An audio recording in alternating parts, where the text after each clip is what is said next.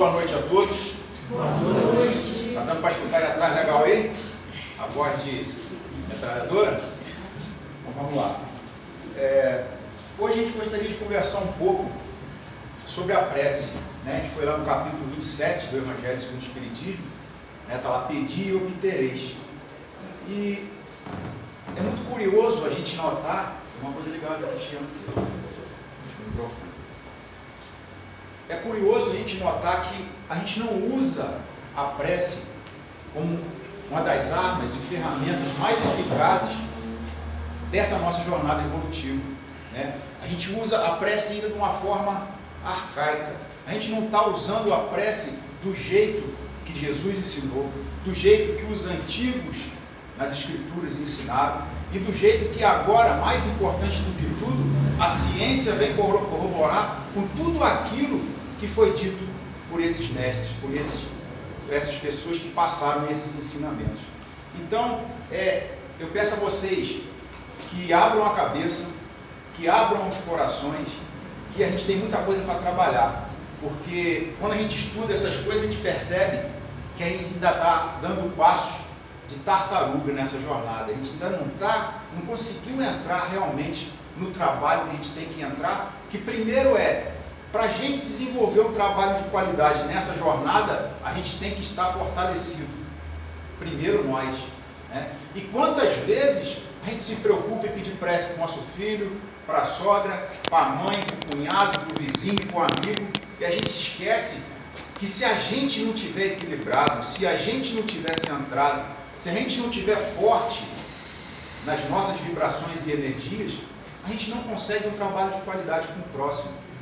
No campo da caridade, no campo do trabalho da doutrina espírita, seja nos estudos, ou na reunião mediúnica, ou no convívio mesmo aqui do centro, a gente tem que abrir os olhos, a gente tem que ter olhos de ver para essa nova realidade sim, porque a gente ainda não usa essa ferramenta, esse instrumento do jeito que a gente poderia usar.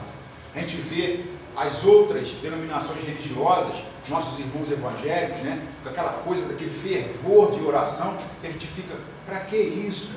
Para que falar alto? Para que pedir tanto? Para que isso? Para que aquilo? Mas muitas das vezes, eles fazendo essas manifestações, usando a sua emoção, o seu sentimento, eles têm as suas preces atendidas. Mas eles têm merecimento. Dentro da doutrina espírita, dentro desses conhecimentos que agora nos são trazidos, a gente vai ver, se a gente mergulhar e estudar, que merecedores todos somos, a partir do momento que a gente faz esse link com a espiritualidade, com o divino, para poder alcançar o que a gente quer. Somos senhores dos nossos destinos. Então a doutrina espírita vem como um quebrador de paradigmas, aquele que quebra aqueles conceitos antigos que a gente carrega lá desde os primórdios da humanidade. Então eu peço licença a vocês para ler uma poesia, que essa aqui ainda não consegui decorar, que é para a gente já mudar a nossa visão que a gente tem de Deus. O nome da poesia é Onde está Deus?, de José Soares Cardoso. Onde está Deus? Pergunta o cientista. Ninguém ouviu jamais. Quem ele é? Responde às pressas o materialista. Deus é somente uma invenção da fé. O pensador dirá sensatamente: não vejo Deus, mas sinto que ele existe. A natureza mostra claramente em que o poder do Criador consiste. Mas o poeta dirá com segurança, de quem afirma porque tem certeza: eu vejo Deus no riso da criança, no céu, no mar, na luz da natureza. Contemplo Deus brilhando nas estrelas, no olhar das mães fitando os filhos seus, nas noites de luar claras e belas, que tudo pulsa o coração de Deus. Eu vejo Deus nas flores e nos prados, nos astros a rolar pelo infinito. Escuto Deus na voz dos namorados e sinto Deus na lágrima do aflito. Percebo Deus na frase que perdoa, contemplo Deus na mão que acaricia, escuto Deus na criatura boa e sinto Deus na paz e na alegria. Eu vejo Deus no médico salvando, presinto Deus na dor que nos irmana, descubro Deus no sábio procurando compreender a natureza humana. Eu vejo Deus no gesto da bondade, escuto Deus nos cânticos do crente, percebo Deus no sol, na liberdade, e vejo Deus na planta e na semente. Eu vejo Deus, enfim, por toda parte, que tudo fala dos poderes seus. Descubro Deus nas expressões da arte, no amor dos homens também sinto Deus. Mas onde eu sinto Deus com mais beleza, na sua mais sublime vibração, não é no coração da natureza, é dentro do meu próprio coração. E a gente vai falar muito de coração hoje, gente, porque nos foi ensinado através da medicina, das descobertas, que todo o poder central do nosso corpo é controlado pelo nosso cérebro. O cérebro comanda tudo. Falavam que a dor é no coração, quando a gente sentia alguma coisa, era o coração. Não, é o cérebro que está comandando o coração. Isso também a ciência agora já começa a mudar essa visão. Foi descoberto há pouco tempo atrás que nós somos muito influenciados pelos campos eletromagnéticos. O que são campos eletromagnéticos? São aquelas vibrações de energia que nós vibramos, que o planeta vibra e que toda energia condensada tem.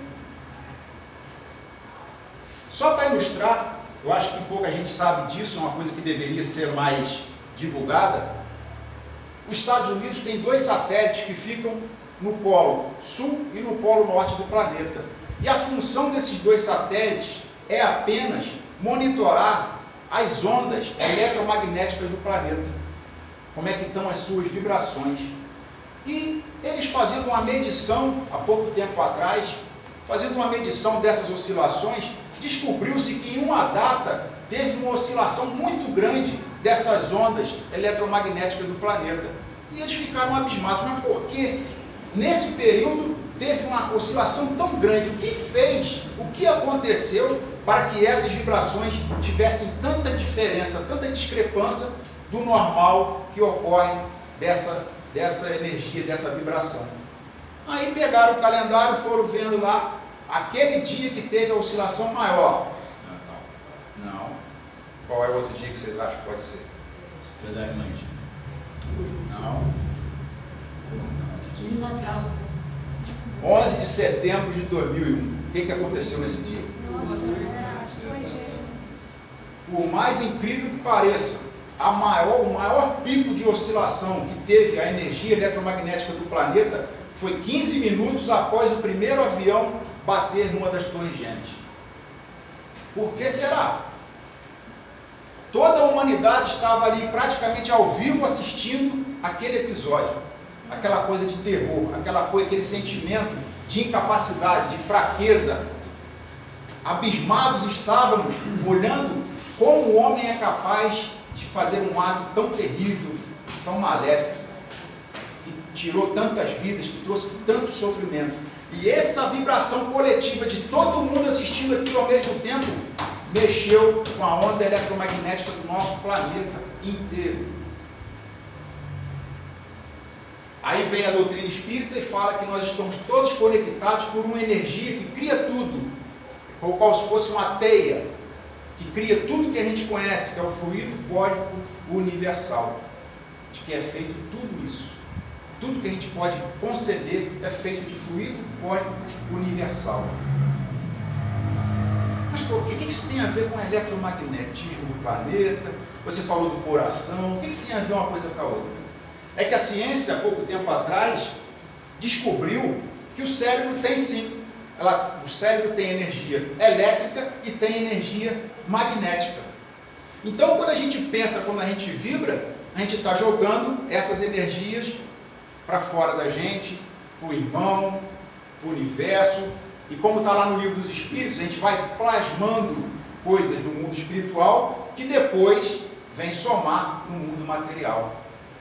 Mas aí a ciência descobriu agora que o coração tem 1000 vezes mais energia elétrica do que o coração, do que o cérebro.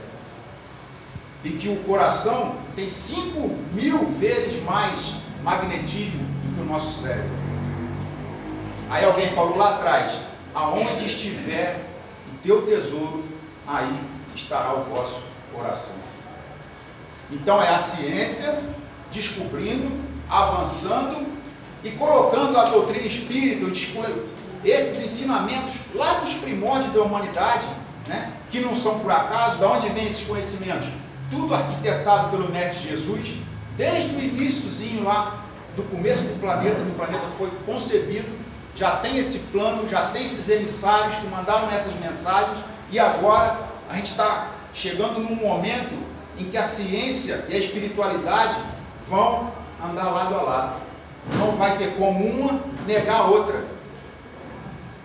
E isso, gente, é uma coisa tão fantástica que a gente para de olhar para aquela coisa do místico, para aquela coisa do desconhecido, para aquela coisa do mistério, para agora segurar com as nossas próprias mãos uma coisa palpável, uma coisa real, uma coisa que é embasada pela ciência. Vamos ver o que Jesus fala sobre a prece?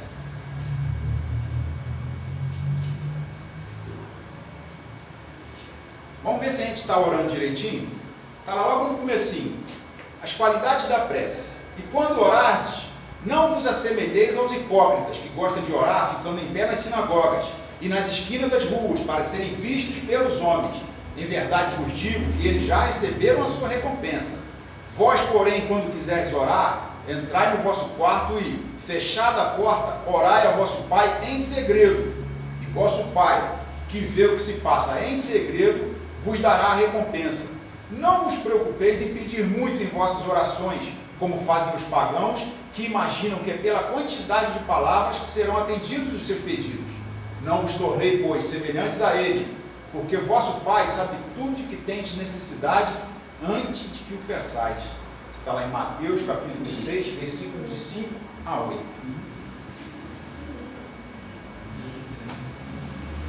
Então, durante um tempo atrás, mais ou menos 2007, 2008, 2009, teve um boom no mercado literário aí de um livro chamado O Segredo. E esse livro falava muito sobre a lei da atração.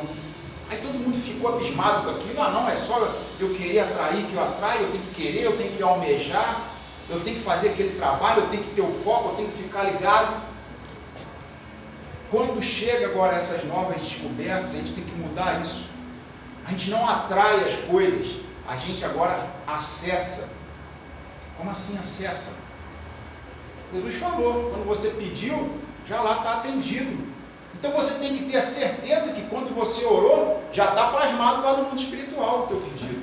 Então você vai lá e pega, você não está traindo nada. É como se fosse um espelhamento. Você está mudando a tua vibração, está mudando a tua atitude perante a vida, perante as situações, para que você possa acessar aquilo que você deseja. Então é uma tecnologia diferente. É uma quebra de conceito, uma quebra de paradigma. Essa palavra é muito bonita, né? Paradigma. Todo mundo fala paradigma. Paradigma. Paradigma nada mais é do que uma quebra de um conceito antigo que a gente carrega. Então, nessa nova proposta que os cientistas agora estão buscando, né, voltando ao conhecimento dos antigos, foi achado no Mar Morto os manuscritos de Nag Hammadi. E tem um manuscrito muito importante, né, que fala sobre o efeito de Isaías. Né, é um livro de Isaías que fala, né, os essênios contando como a gente vai alcançar aquilo que a gente deseja. E eles estão falando exatamente dessa forma, que quando a gente faz uma prece, quando a gente pede para Deus alguma coisa, a gente já tem que sentir. Olha só a diferença. Não é acreditar, é sentir como se você já estivesse recebendo aquilo que você pediu. Então, é uma tecnologia nova, é uma nova forma de orar. E todos nós estamos fazendo essas vibrações, emanando essas vibrações uns para os outros o tempo todo. Só que qual é o nosso estado mental, espiritual, sentimental, quando estamos vibrando esses sentimentos? Então é preciso que estejamos equilibrados, centrados nesse nosso papel, nessa nossa jornada evolutiva, para você conseguir almejar, para você conseguir fazer esse trabalho para conquistar aquilo que você quer. Diferentemente de que você, eu quero sentar e ficar esperando. Não, agora você busca, agora você faz o seu trabalho.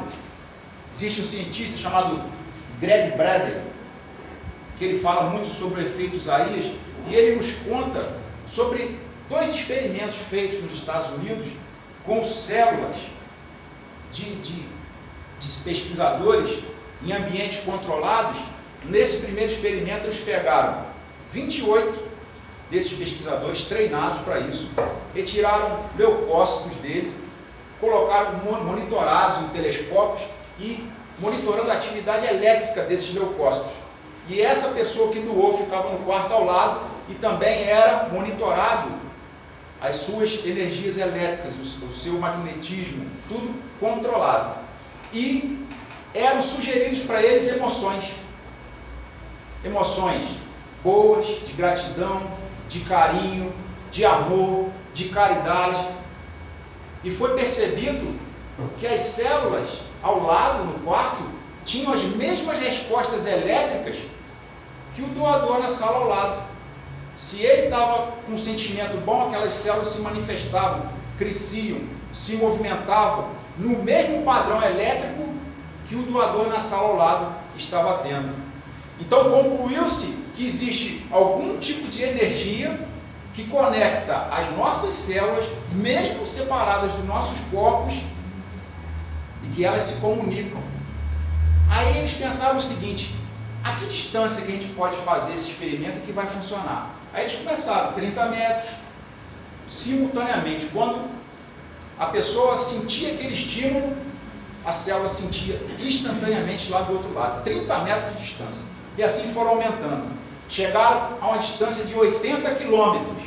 E a resposta eram as mesmas, com a mesma intensidade, com a mesma hora. Então concluiu-se que essa vibração, que esse meio que liga a célula para o doador, não tem distância. Há uma ligação que a gente não consegue perceber, que liga automaticamente a célula ao seu doador, numa distância até de 80 quilômetros, e concluiu que não existe distância, não existe tempo. O que isso prova, gente? Isso prova que a gente está ligado numa coisa, numa energia, numa teia, que a gente não enxerga, que a gente acha que não faz diferença, né? A ciência, há mais de 300, 400 anos atrás, vem dizendo que uma coisa que acontece aqui não tem efeito nenhum do outro lado. Isso é mentira, a gente já viu do 11 de setembro o que acontece, né? Agora vem esse experimento e mostra o que pode ser feito de células separadas dos nossos corpos, né? Que a gente acha assim: cortou um membro, pode jogar fora, não serve mais, amputou, não serve mais para nada. Tem uma ligação ainda tem uma ligação, ainda tem uma energia fluindo ali, né? A gente poderia mergulhar nisso, falar de perispírito, falar de várias coisas, mas não é hoje o assunto da noite. O assunto da noite é prece, ligação mental, expansão dessa nossa consciência, né? No segundo experimento, eles pegaram DNA de placenta, que é o tipo de DNA dos mais antigos que a gente conhece, e mesma coisa, pegaram 20 e poucos pesquisadores em frente a esse DNA de placenta, e eles sugeriam sentimentos também, sentimentos de amor, de carinho, outros de ódio, de frustração, de medo, e observaram que todos aquele DNA que foi sugerido, amor, gratidão, compaixão, elas expandiam, se estiravam, começavam seus filamentos a aumentar. Quando, ao contrário, aquelas que receberam as emanações de amor, de ódio, de medo, de pavor, de terror, elas se encolhiam.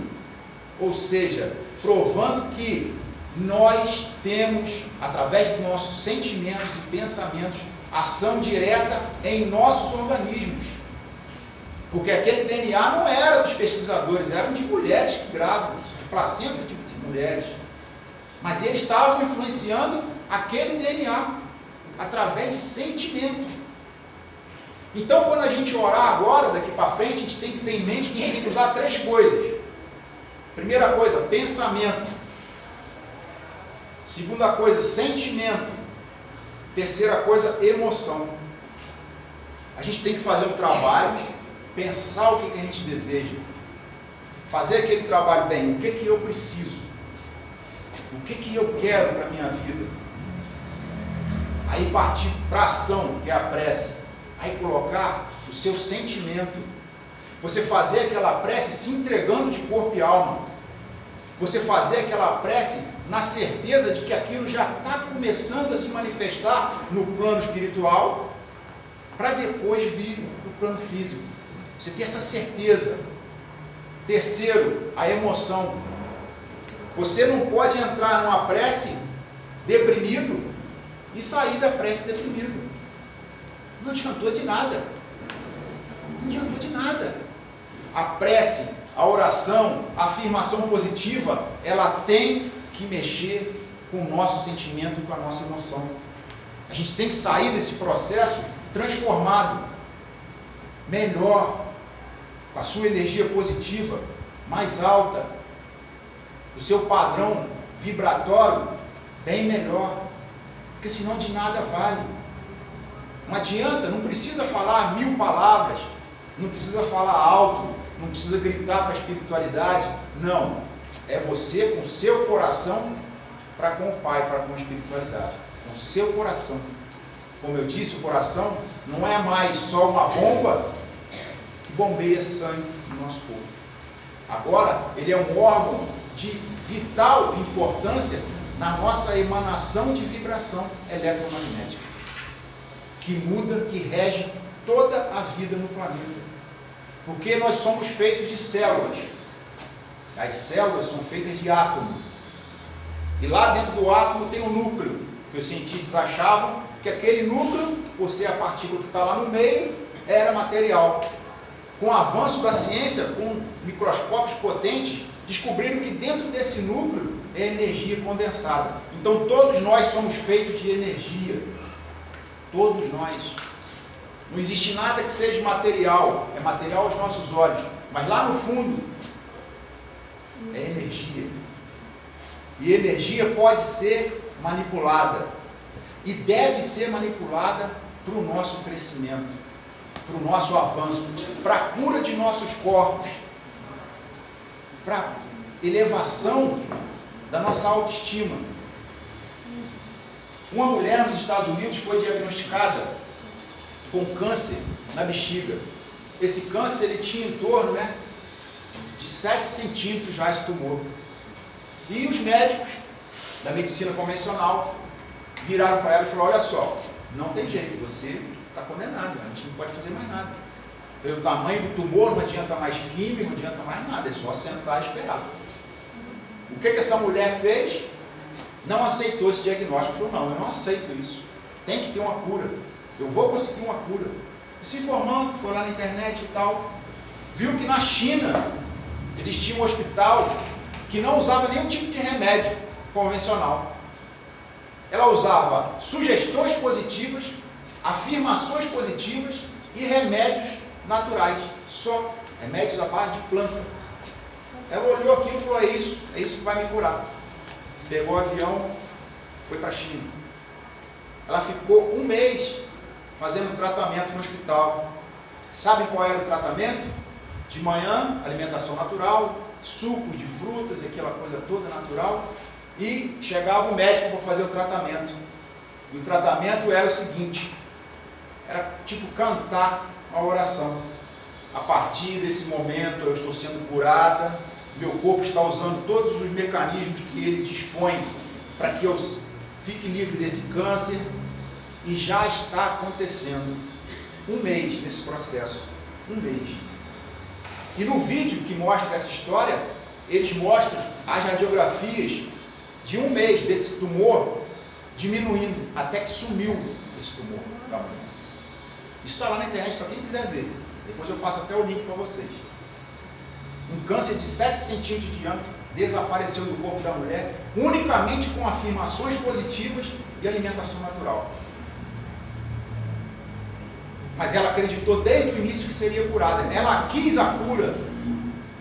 Ela não acreditou no médico. Aí vem a gente da doutrina espírita, né? Espírita é muito bom. A gente acha que tudo é karma, que tudo é coisa que eu fiz na vida passada, que eu maltratei alguém, agora eu tenho um câncer. Não, câncer é doença psicossomática. Ela surge primeiro na sua psique, para depois se manifestar no teu corpo físico. Então já é provado cientificamente, e a doutrina também diz isso, que 98% dos casos de câncer somos nós que criamos. Através de falta de amor, através de não perdoar uma pessoa que magoou a gente, através de processos graves de sentimento de culpa. Alguém tem sentimento de culpa aí? A gente aconselha que elimine esses sentimentos. Pode até odiar, principalmente o time do Flamengo. Odeio o time do Flamengo. Mas perdoe os flamenguistas. Olha o Pedrão, gente boa demais. A gente não pode ficar com aquela coisa de ranço, que eu não gosto de fulano. Vou contar uma historinha rápida que a Nete Guimarães contou numa palestra, que um médico, psicólogo, psiquiatra, tratava uma amiga em comum deles e ela tinha desenvolvido um câncer. E ele conversando com ela, mas por que você tem esse câncer? Por que você fez esse câncer? Né? Porque os médicos falam assim, por que você fez esse câncer? Por que você fez essa úlcera? Né? O médico fala que você fez, ou seja, nós fazemos as nossas doenças. E por que você fez esse câncer? Não, eu não fiz câncer nenhum. Ah, mas você tem raiva de alguém? Não tenho raiva de ninguém. Você tem certeza? Você não odeia ninguém? Eu não odeio ninguém. Ela foi mudando o semblante. Daqui a pouco assim, odeio sim, odeio. Odeia quem? Meu marido. Mas você odeia seu marido por quê? Eu odeio ele, quero matar ele, odeio. Mas por quê? Me trocou por uma de 20. Aí o médico falou, então você perdoa ele. Se você perdoá-lo, provavelmente você vai se curar desse câncer. Se você tirar essa raiva, esse ódio que está dentro de você, provavelmente você vai começar um caminho de uma cura. O primeiro passo é esse, perdoar. Ela disse, eu morro, mas não perdoo. O que Jesus disse? A cada um segundo as suas obras. É sério, gente. E quantos de nós entramos nesse processo? Quantos de nós, por detalhes pequenos de aborrecimento, você tem uma discussão com alguém, que você não concorda com uma pessoa, você passa uma semana de mau humor, você passa uma semana sem dormir direito, passa uma semana estressado, passa uma semana sem conseguir se concentrar naquilo que você deve se concentrar, única e simplesmente porque você debateu com alguém e ficou com energia deletéria entre vocês. Então, como Jesus falava, antes de ir lá no altar e fazer a oferta, antes disso, vai lá e reconcilia-te com o teu irmão. É isso. E perdão. Perdão é uma das ferramentas nesse processo de cura, de evolução, das mais poderosas. E a gente às vezes não usa. Ah, mas eu quis lá conversar, não quis conversar comigo. Aí não é problema seu mais. Você tem que fazer a sua parte. Você tem que ir lá, me perdoa se eu te magoei. Ah, não quero saber de você. Não, tudo bem, eu queria que você me perdoasse. Mas eu estou aqui, estou me abrindo. Estou aqui inteiro para que esse problema seja solucionado. Ah, mas eu não quero. Aí já não é mais problema seu. E deixa aí. Deixa aí. Solta essa energia. Uma vez eu fui num congresso de vendas, muito tempo atrás, tinha uns 20 anos. E um dos palestrantes era o Dr. Laí Ribeiro. E ele fez um exercício numa plateia que tinha 5.000 pessoas. E falou, agora vamos fazer um exercício para a gente tirar a mágoa de dentro dos nossos corações. Para a gente perdoar. Até uma pessoa que já morreu, que a gente não tem mais acesso, a gente vai perdoar. Aí mandou todo mundo fechar os olhos, todo mundo pegar um balão, né, uma bola de gás daquela, e colocar dentro daquela bola de gás todo o sentimento de mágoa, toda a culpa, toda aquela raiva, aquela frustração, colocar tudo dentro daquela bola, fechar aquela bola, botar um pouquinho de hélio, e todo mundo visualizar, soltar essa bola. E essa bola ia subindo, e aquela mágoa, aquela culpa, aquele ranço que você tinha com aquela pessoa, ou com aquelas pessoas, né, que geralmente não é uma pessoa só, aquilo ia embora junto com aquele balão. Olha, gente, tinha umas 4.000 pessoas dentro do auditório. Quando eu abri os olhos, 90% estava chorando. Mas não era um choro de tristeza. Era um choro de libertação. Era um choro que eu não quero mais essa energia, estou livre. Estou livre. Então, gente, o amor liberta. O ódio, a culpa, a mágoa, aprisiona. E a gente deve fazer esse caminho sempre, todos os dias, nas pequenas coisas. Nas pequenas coisas. Não deixar uma discussãozinha boba transformar a sua semana numa semana complicada. Porque transforma. Porque às vezes a gente pensa que aquilo não é nada não. Tal. É sim. Talvez para você não é nada. Mas para a pessoa que você conversou, foi muita coisa. E ela está vibrando aquilo para você. Está vibrando. E você capta. Nós somos antenas que estamos captando a todos os momentos essas energias. De todos. Então, se você não estiver centrado, se você não estiver equilibrado, se você não saiu de casa, fez a sua prece de manhã, chegou na hora do almoço, fez a sua alimentação, fez a sua prece de novo, e assim por diante, teve uma dificuldade, opa, não é toda hora, gente, meu Deus, meu pai, não, mas é se proteger, é pedir auxílio, é se resguardar, é ter o sentimento de gratidão, de saber que quando a gente faz isso, a gente está sendo protegido, você está indo ao encontro, você está num padrão mental diferente, e a gente às vezes se perde, né? E o curioso de notar isso é que na grande maioria das vezes, a gente quando sai do nosso controle, quando a gente sai do nosso centro, né, você fala palavras, né, você não gostaria de falar para aquela pessoa, você fala, arrebentei com ele. Depende do estado que você tiver evolutivo, depende de como a sua consciência já tiver, de como você está vivendo. Eu passei por uma situação dessa, um mês e pouco atrás, minha esposa estava comigo, a gente dentro do supermercado, me descontrolei pelo telefone com uma pessoa, que eu ouvi coisas que eu não gostaria de ter escutado, e me descontrolei, gritei com a pessoa no telefone, e o que acontece? Arrebentei com ele, fui grosso, falei mesmo. Cheguei em casa de noite e não consegui dormir. Por quê? Porque a minha consciência não deixou. A consciência o tempo todo. Cara, como é que você faz um negócio desse? Você já leu tanto, já estudou tanto, você sabe o que você tem que fazer. Como que você deixa uma pessoa que lá um pouco influencia na sua vida te tirar do teu controle?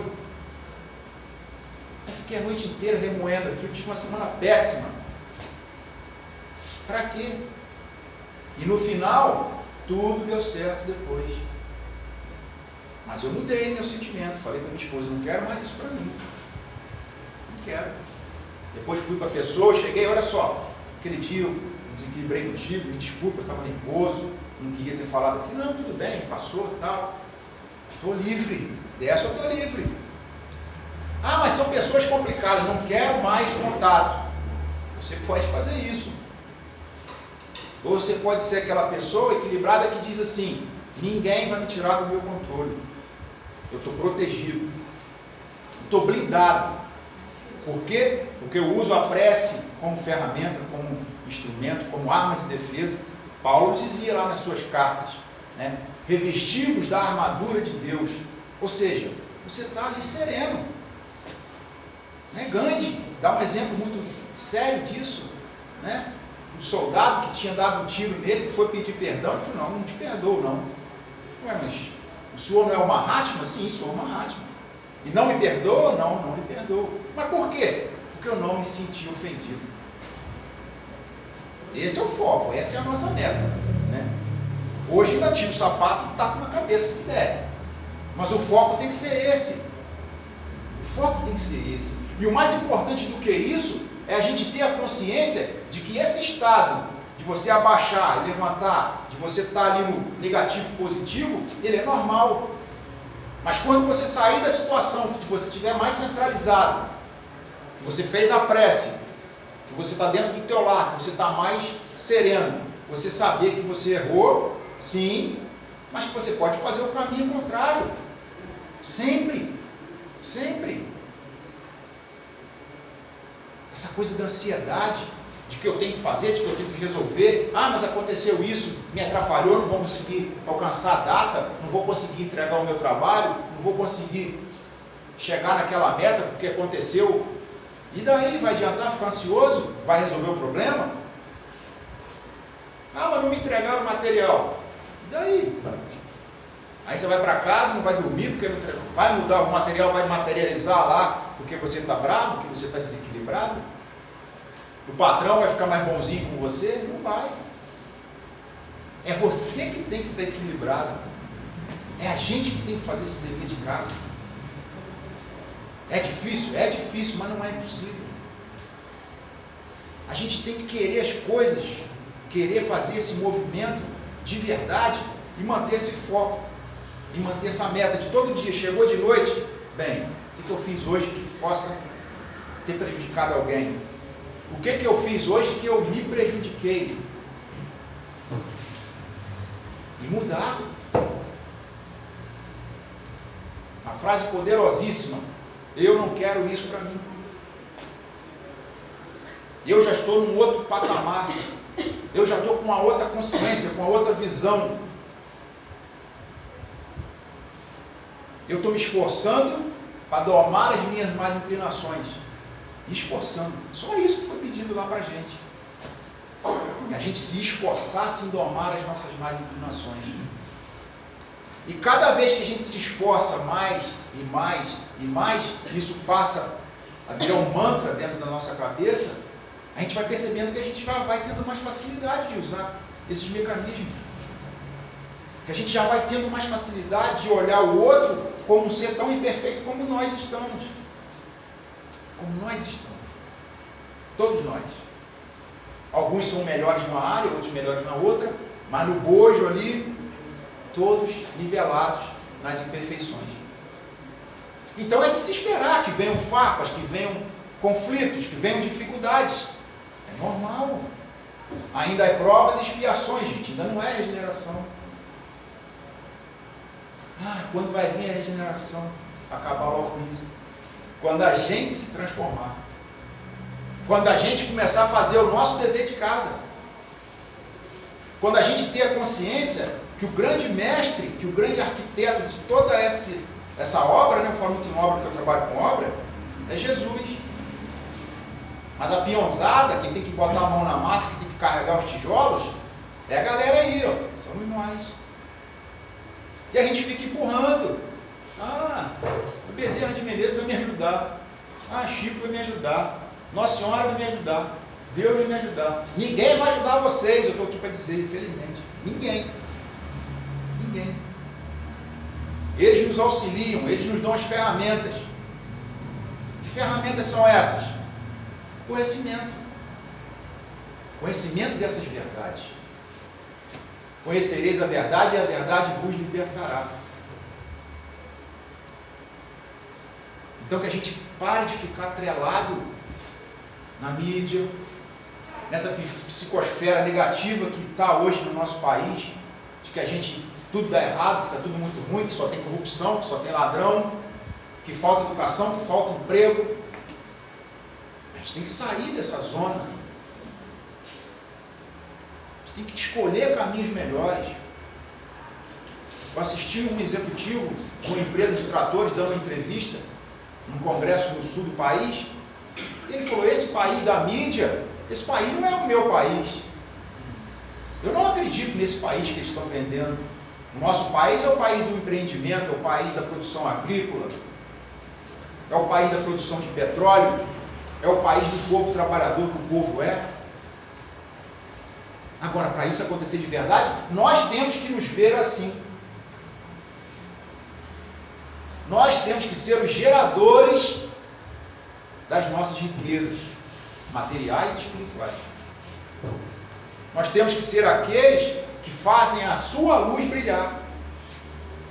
A gente tem que fazer a nossa luz brilhar como Jesus pediu. A nossa luz pode ser uma luzinha de um fósforo aceso, mas se estiver na escuridão, é luz. Então a gente tem que fazer a diferença. O povo que se denomina cristão, ele tem que fazer a diferença. A gente é privilegiado agora. A época de Jesus, o pessoal ia lá, ser devorado pelas feras lá nos espetáculos, cantando hinos de louvor a Jesus. Será que a gente estava lá? Eu não estava não. Eu não ia cantar nessa hora não. Vocês eu não sei. Então agora o trabalho, gente, é entronizar esses ensinamentos para dentro da gente. É usar mais o coração, como a gente disse lá no início. que não é unicamente uma bomba, a bombear sangue no nosso corpo, e sim uma das ferramentas mais importantes para esse processo de mudança de vibração, mudança de atitude, coerência espiritual. Para a gente acessar essa matriz divina que liga tudo e todos, que nos conecta, e que a gente deve usar para quê? Em nosso benefício e benefício de todos. O mais bonito dessa história toda é essa. E tem um número enorme de pessoas que não sabem nada dessa tecnologia.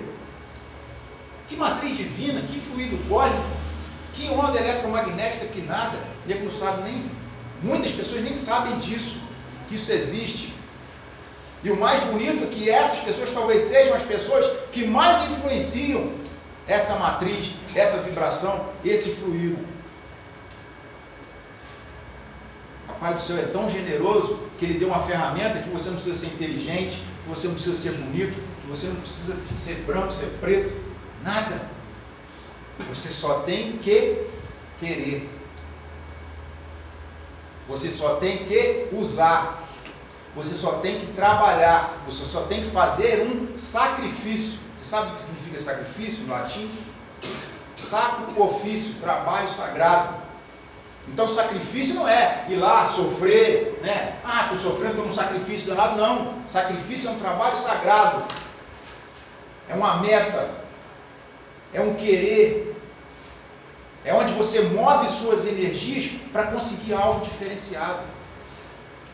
E aqueles que mudam o mundo, aqueles que movem as barreiras, são essas pessoas que vivem dessa forma.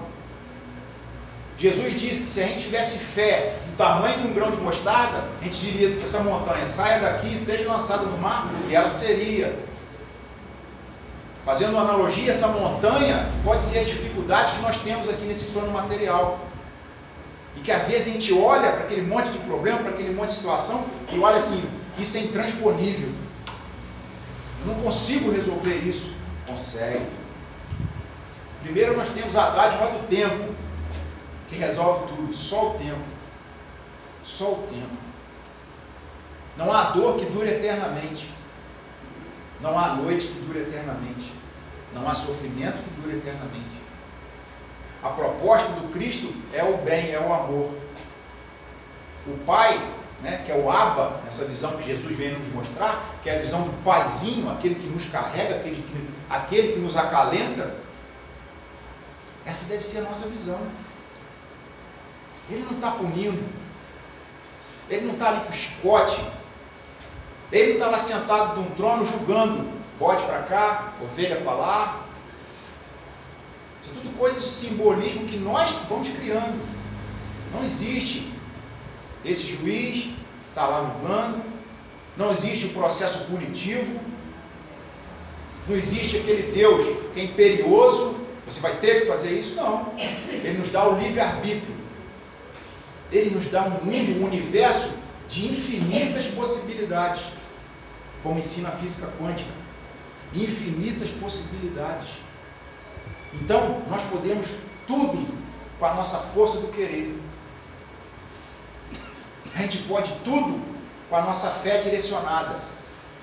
A gente pode tudo quando estamos alinhados com pensamentos, sentimentos e emoções. Uma ferramenta muito poderosa é o sentimento de gratidão, gente. A gente não usa. A gente só usa quando a gente vê o outro no momento de dificuldade. A gente vê uma pessoa pedindo esmola na rua, sem perna, fica lá na cidade cheio de coisa assim, de aquele negócio metálico, né? Fiado assim na perna, pedindo dinheiro. Aí você lá, graças a Deus que não sou eu. O sentimento de gratidão, ele tem que passar isso aí. Você ser grato todos os dias, porque você levantou da cama, porque você tem olhos para se olhar no espelho, porque você tem um corpo que te mantém em pé, porque você tem forças para trabalhar, porque você tem uma consciência que te dá liberdade de agir no mundo, por você ser uma pessoa que tem uma família, por você ser uma pessoa que faz um trabalho de caridade, por você ser uma pessoa que está aqui nesse plano físico, evoluindo para se tornar um ser melhor. Então, gente, o convite que a doutrina espírita nos faz, o convite que Jesus a todo momento grita em nossos ouvidos, é que a gente se movimente. Todo tempo ele falava: não tenhas medo, não temais. Pedro, por que você tem medo? Sua fé é tão pequena. Por quê? Quanto tempo eu vou suportar vocês? Ou seja, quanto tempo eu vou estar perto de vocês para que vocês se fortaleçam?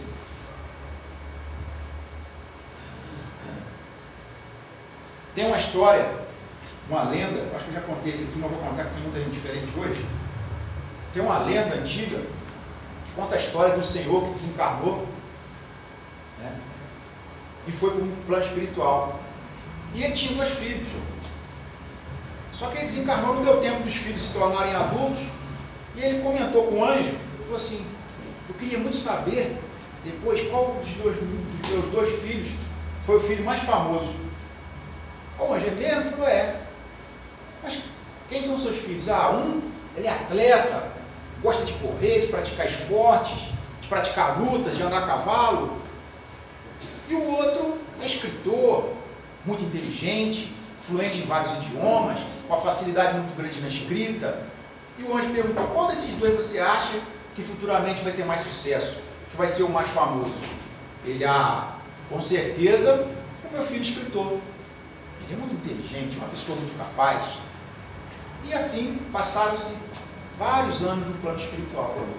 Um belo dia o mesmo anjo voltou para ele e falou: já sei qual foi o seu filho que ficou mais famoso, que teve mais sucesso no planeta. Ah, eu sabia, foi meu filho escritor. Ele: não, foi outro filho seu, o atleta, que gostava de guerrear, de luta. Ele ficou mais famoso. Mas como assim? Vou te contar a história dele. Quando um grande mestre passou no planeta, o seu filho, que era um centurião romano, ele tinha um servo doente em sua casa. E ele pediu que Jesus curasse aquele servo. E Jesus disse: sim, eu vou lá curá-lo. E ele imediatamente disse: não precisa, porque eu sei que és um homem de autoridade, assim como eu. Eu sou o centurião. Se eu dizer para um soldado meu: saia daqui e vai para lá, ele vai. Se eu falo para os 10: saiam daqui e vão lá para o outro canto, eles vão. Assim também é o Senhor. Se der ordens, eu tenho certeza que os anjos irão à minha casa e vão curar o meu filho, o meu servo. Eu tenho certeza que com apenas uma palavra sua aqui, meu servo será curado lá na minha casa. O que Jesus disse? Nem mesmo de Israel eu vi tamanha fé. Vá, e como credes, teu servo já está curado.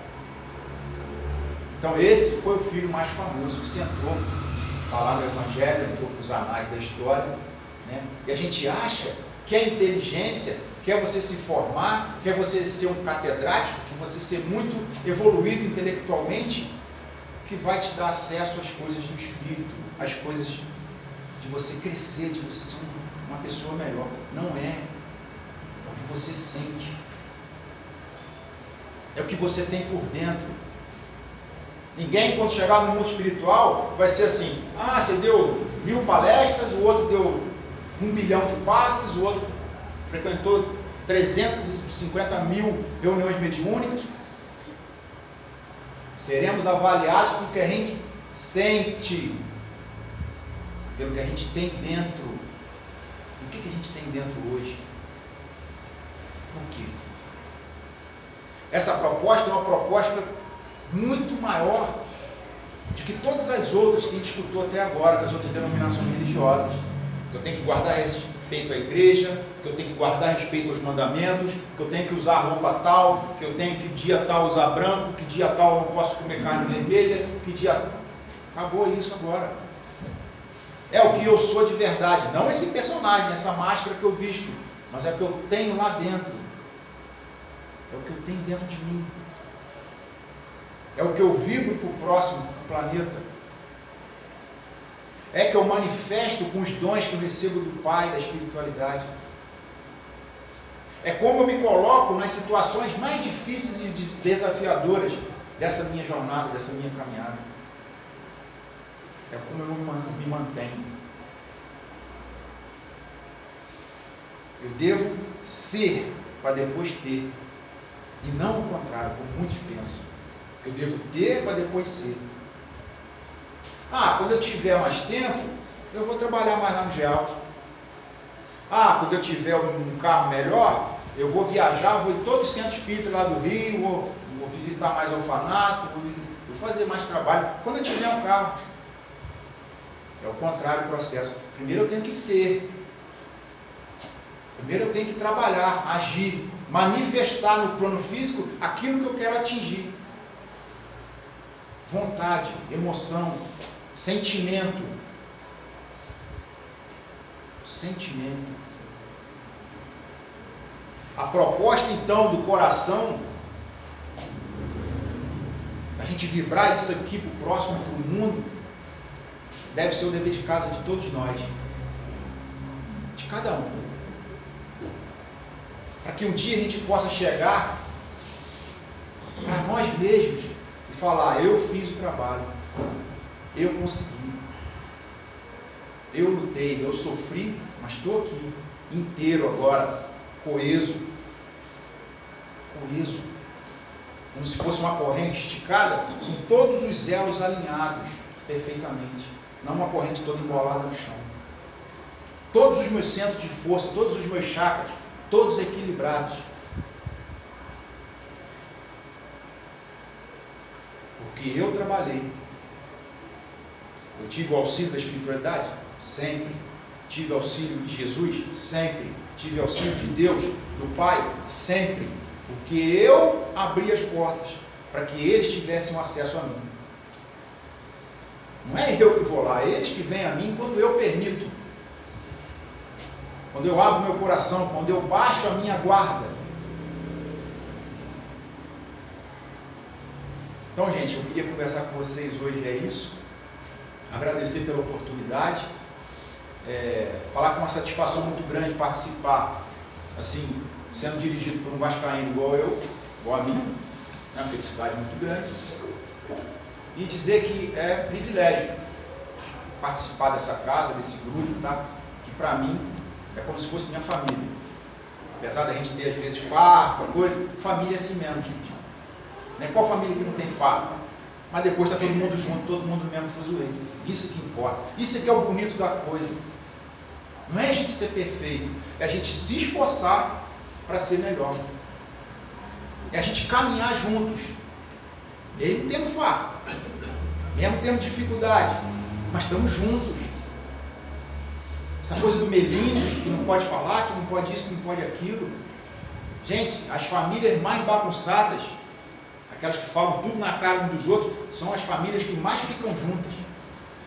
Você vai na mesa de Natal de uma família dessa, lá todo mundo junto. E a gente vê família de pessoas, não, meu amorzinho para cá, meu amorzinho para lá. Quando chega Natal, quando chega as épocas que as famílias se reúnem, tá um para um lugar, outro para o outro, outro para o outro.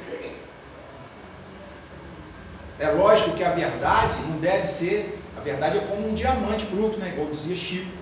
Se for atirado na nossa cara, né, vai machucar, vai doer, porque o diamante é duro. É um dos materiais mais duros do planeta. Agora, se a gente pegar esse diamante e botar num veludo, embrulhar ele num veludo macio, né, com várias camadas, já não vai machucar, né, gente? Então é a forma de falar, é a forma de agir, é a forma de você chamar a atenção da pessoa. Mas família é isso. Quem tem cunhado igual eu tem 3, você não sabe. É um exercício. Não entendi a piada. Tá bom, gente? Muito obrigado. Fiquem com Deus.